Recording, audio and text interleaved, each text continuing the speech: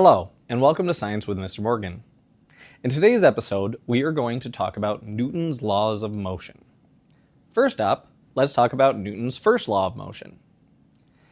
Newton's first law of motion states that an object at rest will remain at rest, and an object in motion will stay in motion unless it is acted upon by an unbalanced force.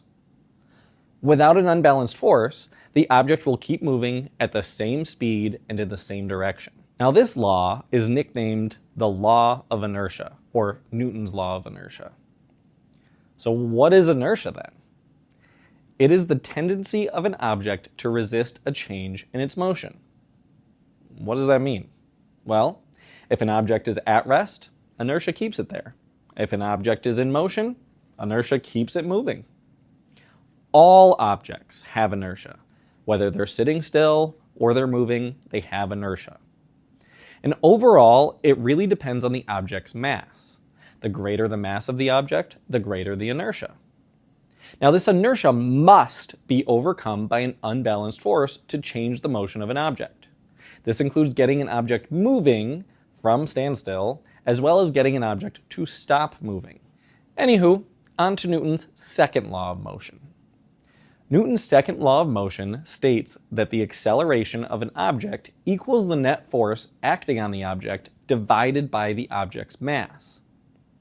Remember that acceleration is when an object speeds up, slows down, or changes direction, and depends on the net force acting on an object and the object's mass. There is a direct relationship between force and acceleration, and an inverse relationship between mass and acceleration.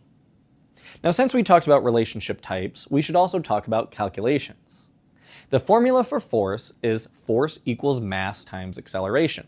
If net force and mass are known, acceleration can be calculated by rearranging the force formula into acceleration equals net force divided by mass.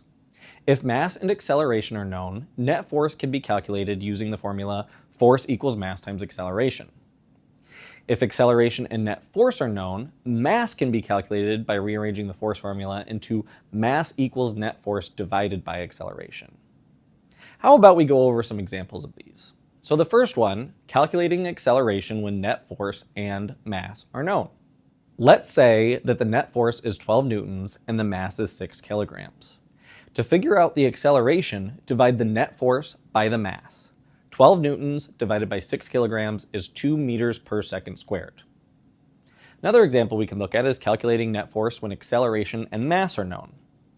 So let's say that the acceleration is 5 meters per second squared and the mass is 6 kilograms. To figure out the net force, multiply the mass by the acceleration.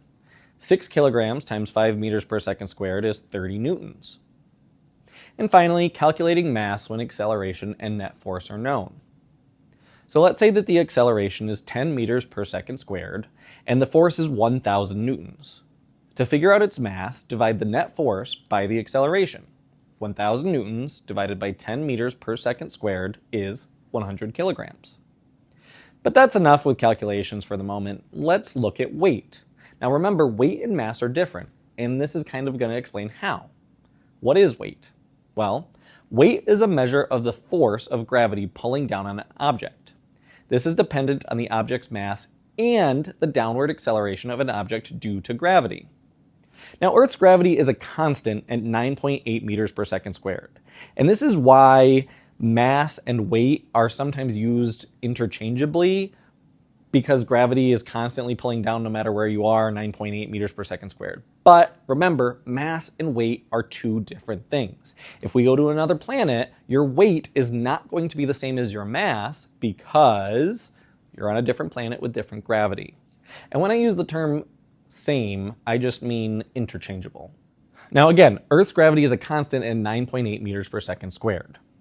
And the formula for weight on Earth is force equals mass times 9.8 meters per second squared, aka the acceleration due to gravity. Now the SI unit for weight is the same thing as the SI unit of force, newtons. 1 newton is equal to 0.225 pounds on Earth, if you look at it from a scale perspective. Anywho, Newton's third law of motion. This law states that every action has an equal and opposite reaction. This means that forces always act in pairs. First an action occurs, then a reaction occurs.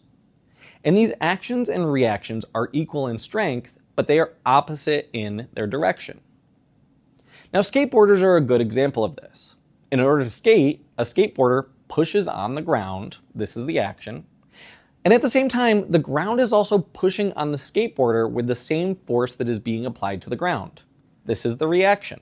Now, this law talks about equal and opposite, but what about unbalanced forces that I keep referencing? Balanced forces that act on the same object will cancel each other out. Equal and opposite forces act on different objects and don't cancel each other out, which often results in motion. So using the skateboarder example, the skateboarder is applying force on the ground. And at the same time, the ground is applying force on the skateboarder's foot. So the ground is not applying force to the ground, and the skateboarder is not applying force to the skateboarder.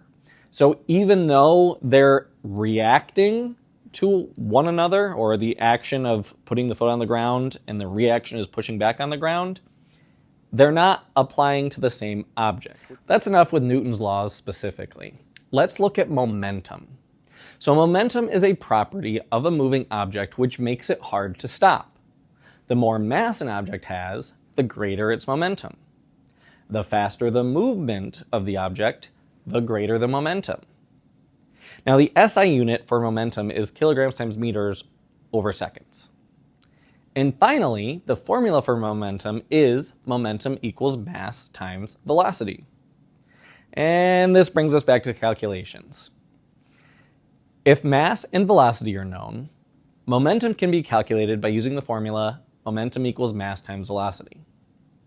If mass and momentum are known, velocity can be calculated by rearranging the momentum formula into velocity equals momentum divided by mass.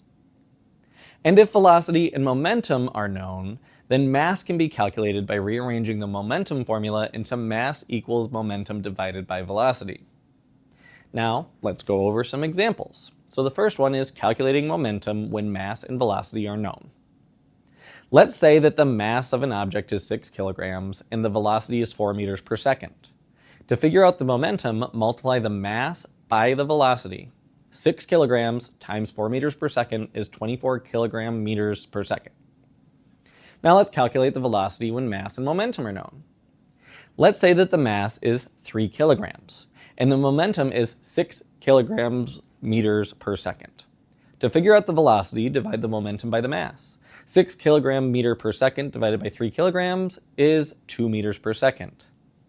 And finally, let's calculate mass when velocity and momentum are known.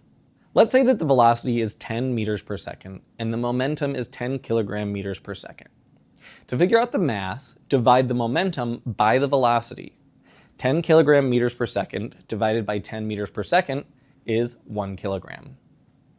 And finally, we have one last law to look at today, and that is the conservation of momentum, which states that in an isolated system, the total momentum of all objects remains constant.